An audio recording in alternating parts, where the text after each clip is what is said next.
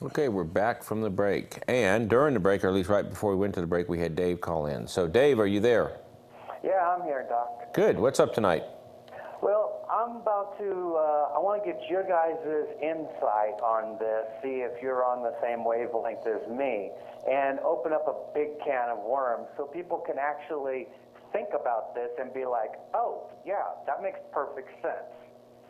So many times I'm watching TV and they got this commercial of this new drug that comes out and they got the thing on, and there's like 50 side effects, and one of the side effects is death. I mean, really? Come on. And then that commercial will go off and another commercial will come on about if you've taken this drug and you've experienced blah, blah, blah, blah, you're entitled to money. Shouldn't we have FDA reform to get the drug companies out of the FDA? So if a drug has a side effect, do not bring it to market. Test it some more to find out that it's not going to kill people, and then bring that drug to market when you know it's safe rather than killing all these people. I'm curious if you guys are on that same wavelength with me. Thanks a lot. Yep. No, that's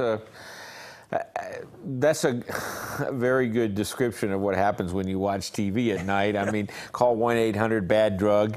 I like the one where the cancer drug saves your life, but it causes you to go bald. Yeah. You lose your hair and it doesn't come back, but you live. Yeah. And, you know. Yeah. Well, I think what you're dealing with here, Dave, is the idea behind what drug companies have been doing now is that every drug, whether it be from the smallest thing to the biggest thing, is defined by even the state as a dangerous drug, and then there's a controlled drug. So any drug that potentially has any side effect is potentially a dangerous drug. And all drugs, Dave, have what they call an LD50. And what that means is it's called a lethal dose 50. It means if you give a certain dose to the population, 50% of the people will die. Now that curve for every drug looks kind of like maybe it could be like a level, meaning you never get to LD50, or it could be a dose like this, where the slope of the curve is what they call the therapeutic index. Okay, Coumadin, a drug they use for bleeding, okay, has a very steep, narrow therapeutic index. So you can go along, and if you give somebody, 50% of the people will bleed. That's why it's called rat poison. That's why they give it to rats. It's in decon, right? Warfarin is in decon. But nobody can sue a drug company because it's a generic company made somewhere outside the United States. So nobody sues the manufacturer of metformin that can cause kidney damage in someone that has that, and people can die from that. Or warfarin, you can bleed to death. But when a new drug comes out, they know that the risk of bleeding is there. Let's take Xarelto or Eliquis or Pradaxa, right? You see those on the TV.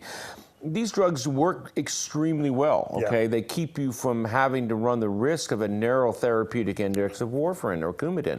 Eat a little bit of green leafy vegetables and it doesn't work. Go on a diet and your Coumadin level goes up. So it's a very dangerous drug, very difficult to control. It's very hard on the liver also. Yeah, and it's just difficult. So these new drugs come out. So what these pharmaceutical companies have learned, Dave, is they take their R&D and all their money, they actually create a pot of money out there. They'll create a trust fund, like 50 million or some number. And what they do is they don't have to litigate it anymore. It's like a chum ball. They just throw it out in the ocean, and the attorneys, which are sharks, are feeding on patients that have a bad outcome.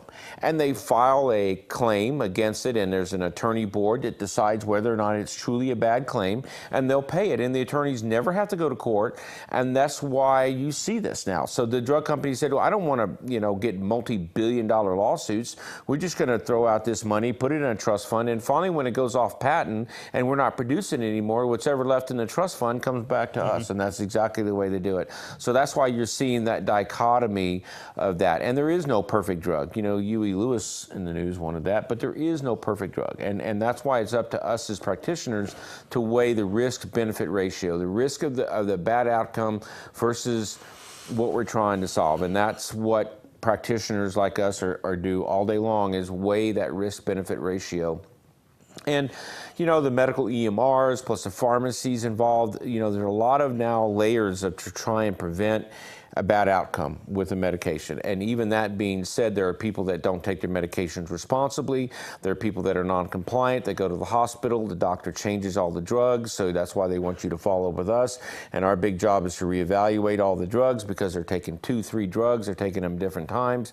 So yeah, it's a real quagmire, but I know I went off on a tangent. And that, speaking of tangents, Chuck is on the phone. What's up, Chuck? Oh, my God, I'm in heaven. Dave, I love you. Right up my alley. Here's an example. Last week I talked briefly about autism, and you said, I don't understand it. It's like 2 to 4 weeks of antibiotics, and it's a done deal. Well, the story is so deep here, but it's in a way very simple. The ADLS, is it? Or ADSA database that has all the guidelines for you guys, right? For infectious diseases. Yeah. Well, in 2006, I believe, they published their guidance, and it said that very thing. Give them antibiotics for 2 to 4 weeks, done deal. But these people kept coming up in masses of having the symptoms continue, prolonged. Doctors that were treating them started giving them more antibiotics, and nothing seemed to be working. And the thing evolved into what we have is a virtual epidemic. The CDC said there was 300,000 cases, new cases, in 2013. Most people think the number is in the millions. Now, that's in the U.S. alone. And the disease is spread all over the world, but nobody's talking about it. Now, there's amazing things that have been going on, again, that people don't know about. One of the things was the Attorney General in Connecticut, where it started in 75, Lyme, Connecticut, which is right across from Plum Island, which is a bacterial animal research center for the Defense Department. What a coincidence. At any rate, Blumenthal took them to task, the IDSA, for the first time in history, and said basically the members that produce these guidelines are in cahoot with the insurance companies, et cetera. And they basically got it settled that the IDSA had to provide fact-based proof that what they were saying was true, and they never did. So the NGC database dropped them and their guidelines just a couple months ago. Now they're still publishing the ILADS, which is the International Lyme Associated Disease, Society or something, and their guidelines are in there, and they absolutely say that this bacteria, as you know, it's a spirochete, much like syphilis, and it buries in the organs, et cetera, and no matter how much antibiotics you give some people, 10 years later, they've got symptoms of ALS, of, just you name it, the whole gamut of symptoms. And there is some encouraging things behind it, but it's been this huge cover-up. Basically, the way it reads is because insurance companies have their little gophers on these committees that are restricting the insurance claims on antibiotics for prolonged periods. It has nothing to do with the problems of becoming resistant, because these people are in agony. So it's a huge issue, and like I say, the numbers are staggering. If you look into it outside of the medical journals, it's unbelievable. And the reason I know it's fact is my best friend, or my longest friend, his daughter got it, and she's been in agony for decades. And it's an unbelievable situation. So it's a rickettsial disease. I mean, it's a type of bacteria called rickettsial, which is, not, it's a tick-borne obvious disease, but, the usual treatment is tetracycline or doxycycline, and what you're saying there's a resistant strain out there, because we don't see much of it in this area. No, yeah, in fact, they just proved it's a biofilm. And so there's a protective aspect around the whole creation of the disease.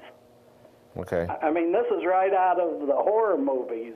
The whole story of this thing. So, are you talking about a new bacteria different than the old Lyme that came out of the deer tick? I mean, or is this I guess I'm going to have to do some research on it, but because like I said, I mean, when somebody has it, we usually check a Lyme titer, which is an IgG titer, and we can kind of see if it goes up or down and what the exposure is.